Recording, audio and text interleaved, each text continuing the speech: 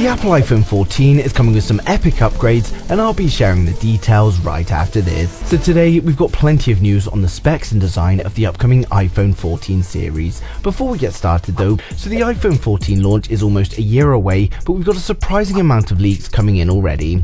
The predecessor has only just launched, and while it was a great phone with impressive specs, many were disappointed with the lack of changes from the 12. Now thankfully, for those of you that do want to see changes, the iPhone 14 is going to be very different than the previous iPhones. Now first up, we've got news of 2TB iPhone 14s coming, and this is in a new report from MyDrivers.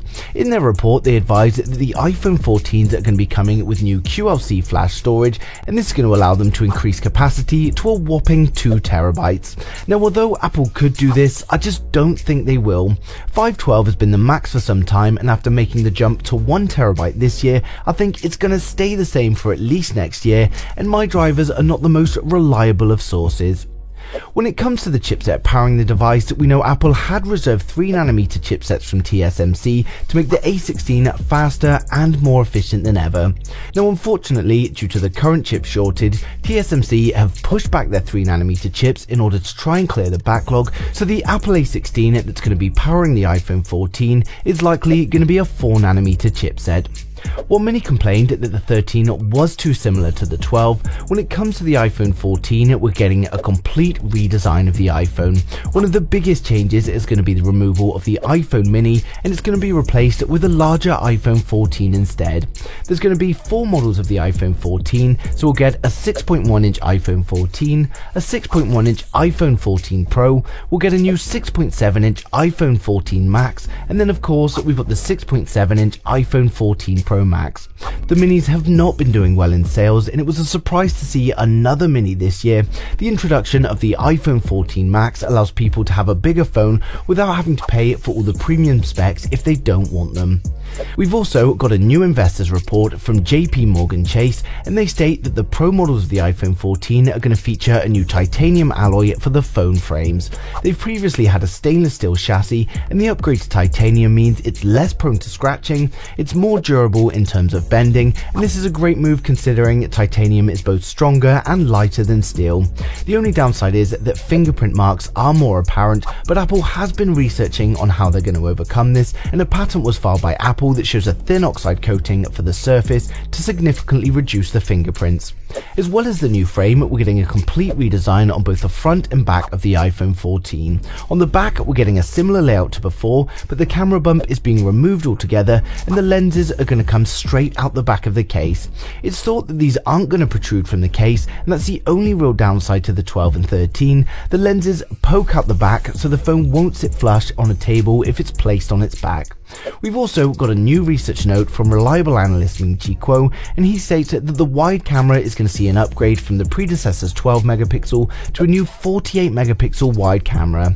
Although iPhone cameras do perform well, it makes sense to now try and add more pixels to the primary camera just to deliver some high resolution images for those that need them. While no leaks have come through on the other cameras just yet, I would imagine they'll be sticking with 12 megapixel sensors. Ming-Chi Kuo also advises that we'll be getting a punch-hole camera on the front, and the notch is going to be removed altogether. This is exactly the same as Jon Prosser advised a couple of weeks ago, and it's looking very likely to be the case.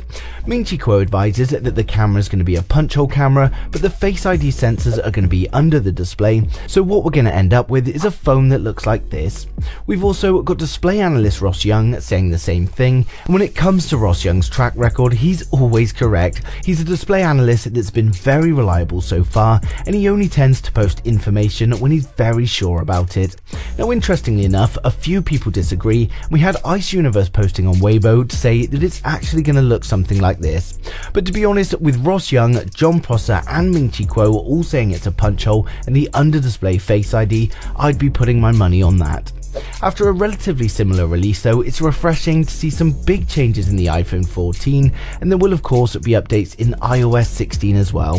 For those of you excited for the iPhone 14 though, we're now going to run through the expected specs, design and pricing for the whole of the series. To start with, the new entry-level model is going to be the iPhone 14. With the iPhone 14, we get a 6.1-inch Super Retina OLED display. It's expected to be a 90Hz display with an 1170 by 2532 resolution, and this gives us 460 pixels per inch. On the front, we get the first punch-hole selfie camera, which is likely to be a 12 megapixel wide angle, and the Face ID sensors are going to be embedded under the display. On the rear, it's expected that they're going to stick with a dual camera setup, but it may be the first time we get a LiDAR scanner on the lower end models. The dual camera setup is going to consist of a wide angle and an ultra wide camera, and the phone is going to be powered by the new A16 Bionic, which is going to be a 4nm chipset that's both more powerful and efficient than the A15. It's going to be coming with 6GB of RAM and a choice of 128, 256 or 512 storage. The phone's going to be powered by a 3240 mAh battery with improved fast charging, likely to be something like 25 watts. It's expected to support both wireless and reverse wireless charging, and it's also expected to come with 5G, Wi-Fi 6, Bluetooth 5.2 and ultra-wideband support. It will of course ship with the new iOS 16. When it comes to pricing, Apple have been keeping things relatively the same lately, so we're expecting the base model to start from $799. Now next up, we've got the iPhone 14 Pro. With the iPhone 14 Pro, we get a 6.1-inch ProMotion OLED display. It's a 120Hz LTPO display with a resolution of 1170 by 2532, which gives us 440 pixels per inch. On the front, we get another 12 megapixel wide-angle camera with Face ID sensors embedded in the display. On the rear, we get a triple camera setup consisting of a 48 megapixel wide-angle as the primary, a 12 megapixel ultra-wide and a 12 megapixel telephoto, and of course we get the additional LiDAR scanner. The phone is going to be powered by the A16 Bionic, and it's expected that it's going to come with a choice of 8GB of RAM, 128, 256, 512 and 1TB of storage. The phone's going to be powered by a 3240 mAh battery with improved fast charging, likely to be 25 watts. It's expected to support both wireless and reverse wireless charging, and it's also expected to come with 5G, Wi-Fi 6, Bluetooth 5.2 and ultra-wideband support. It's going to ship with iOS 16, and the base model of the iPhone 14 Pro is expected to launch from $999. Now next up, we've got the new edition, which is the iPhone 14 Max. The iPhone 14 Max is expected to come with a 6.7-inch Super Retina OLED display. It's expected to be a 90Hz display with a resolution of 1284 by 2778. On the front, we get the 12 megapixel punch-hole selfie camera with Face ID sensors under the display, and then on the rear we get a 12 megapixel wide angle as the primary, a 12 megapixel ultra wide and the LiDAR scanner. The phone's going to be powered by the new A16 Bionic, and it should be coming with 6GB of RAM and a choice of 128, 256 or 512 storage. The iPhone 14 Max is going to be powered by a 4352 mAh battery, again with fast charging likely to be 25 watts. It's expected to support both wireless and reverse wireless charging, and it's also going to come with 5G, Wi-Fi 6, Bluetooth 5.2 and ultra-wideband support. Of course, it's going to be shipping with iOS 16. When it comes to pricing, we expect the iPhone 14 Max to start from $899. Now finally, we've got the top end model, the iPhone 14 Pro Max. The iPhone 14 Pro Max is coming with a 6.7-inch ProMotion OLED display. We're expecting a 120Hz LTPO display with a resolution of 1284 by 2778, giving us 458 pixels per inch.